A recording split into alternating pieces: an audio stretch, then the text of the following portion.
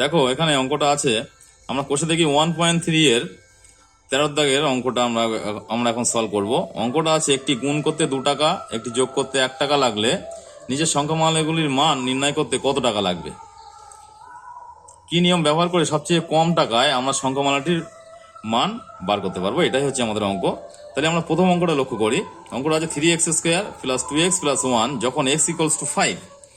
তাহলে এই ক্যালকুলেশনটা করতে আমাদের কত টাকা খরচা হবে? এখানে সব বলা আছে, গুণ করতে 2 টাকা ও যোগ করতে যদি 1 টাকা খরচা হয়, তাহলে আমাদের কত টাকা খরচা হয় সেটা আমাদের বার করতে হবে। তাহলে আমরা প্রথমে কি করব, আমরা এই যে মানটা পুট করি এখানে, যখন x = 5 বলা আছে, মূল অঙ্কটা আছে 3x² + 2x + 1। আমরা যদি এখানে x এর মানটা 5 পুশ করে দিই, তাহলে কি হবে? 3 × 5² + 2 × 5 + 1।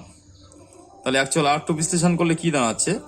3 × 5² মানে 5 × 5 + 2 × 5 + 1। এটাই আমাদের বিশ্লেষণ করলে করলে দাঁড়াচ্ছে। তাহলে আমাদের এই সংখ্যামালাটার মান নির্ণয় করার জন্য 23 বার গুণ করতে হয়েছে ও 2 বার যোগ করতে হলো। তাহলে না, একটু ভুল হয়েছে। এখানে সংখ্যামালাটার মান নির্ণয় করার জন্য দেখো 3 বার, আমরা 3 বার গুণ করেছি। এই একটা গুণ চিহ্ন আছে, এখানে একটা গুণ চিহ্ন আছে, এখানে একটা গুণ চিহ্ন। তাহলে 3 বার গুণ করতে হলো, আর যোগ করতে হলো কবার? এই 1 বার 2 বার, 2 বার যোগ করলাম। তাহলে মোট খরচা আমাদের হচ্ছে কত? সংখ্যামালার এই মানটা নির্ণয় করতে আমাদের 3 বার গুণ করতে হলো আর 2 বার যোগ করতে হলো।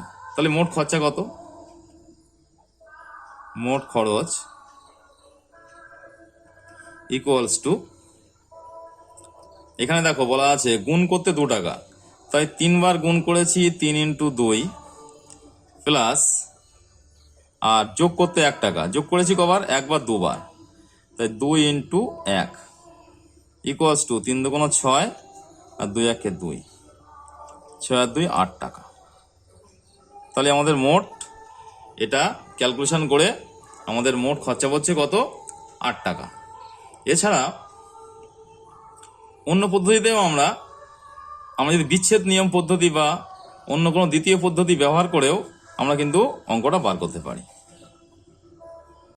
দেখো আমরা পরবর্তী অঙ্কটা সলভ করছি। আমরা এর আগের ভিডিওতে 1 দাগের অঙ্কটা সলভ করেছি। এখানে এই যে অঙ্কটা আছে, এটা গুণ করতে 2 টাকা খরচা এবং যোগ করতে 1 টাকা লাগলে আমাদের মোট এই টোটাল ক্যালকুলেশন করতে কত টাকা খরচা হবে, যেটা আমাদের খুব সহজভাবে, যত কম টাকায় আমাদের সংখ্যামালাটির মান নির্ণয় করা যায় সেটা আমাদের বার করতে হবে। কিভাবে করব? তাহলে আমরা এই অঙ্কটাকে একটু সলভ করে দিই, একটু ছোট করে নেবো সলভ করে। তাহলে এখানে অঙ্কটাকে আমরা একটু ছোট করে নিচ্ছি, যাতে করে কি হবে, আমরা সহজ পদ্ধতিতে অঙ্কটা ক্যালকুলেশন করতে পারবো। কিভাবে হচ্ছে? তাহলে এখানে 2x + 3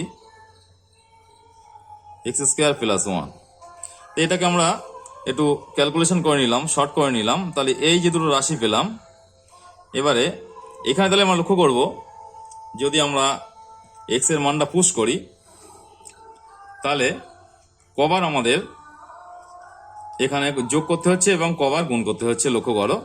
তো এই সংখ্যামালাটার মান বার করার জন্য আমাদের দেখো এখানে কি হচ্ছে, তাহলে 2 × 7 আছে, x = 7 বলা আছে এখানে, 7 + 3, আর এখানে হচ্ছে 7² + 1, তাই 2 × 7 + 3, এখানে 7 × 7 + 1। তাহলে আমাদের কবার গুণ করতে হলো লক্ষ্য করো তো। দেখো এখানে মোট 4 বার গুণ করতে হলো। এই 1 বার গুণ করেছি এখানে, আর এখানে মাঝখানে একটা গুণ হচ্ছে, এখানে 1 বার গুণ হয়েছে, আর যদি এর একদম শেষে গিয়ে লাস্ট ক্যালকুলেশন যখন হবে তখন আর একবার গুণ করতে হবে। তাহলে আমাদের মোট 4 বার গুণ করতে হবে, 4 বার গুণ করতে হবে। এবং যোগ করতে হবে কবার? যোগ করতে হবে মাত্র দুবার। এখানে একটা যোগ হবে আর এখানে মাঝখানে একটা যোগ হবে, এই দুবার যোগ করতে হবে। তাহলে 4 বার গুণ এবং কি করতে হবে? দুবার যোগ করতে হবে, দুবার যোগ করলে আমরা টোটাল ক্যালকুলেশন বার করতে পারবো। তাহলে আমাদের মোট খরচ হচ্ছে কত দেখি, আমাদের মোট খরচ কত পড়ছে? মোট খরচ দাঁড়াচ্ছে, তাই 4 বার গুণ করেছি, গুণ করতে 2 টাকা করে খরচা, 4 × 2, আর যোগ করেছি কবার? যোগ করেছি দুবার, যোগ করতে 1 টাকা করে খরচা, তাই 2 × 1 কত হলো? 4 × 2 = 8 টাকা, আর এখানে 2 টাকা। টোটাল খরচ হলো 10 টাকা। তাহলে আমাদের অঙ্কটাই বলা ছিল যে একটি গুণ করতে 2 টাকা, যোগ করতে 1 টাকা লাগলে নিচের সংখ্যামালাগুলো মান বার করতে হবে। আমরা আগের ভিডিওতে 1 দাগের অঙ্কটা সলভ করেছিলাম। আমরা এখন যে ভিডিওটি পেশ করলাম, মানে সেখানে আমরা 2 দাগের অঙ্কটা সলভ করলাম। একটু লক্ষ্য করো কিভাবে আমরা ক্যালকুলেশন করে 2 দাগের অঙ্কটা বার করেছি।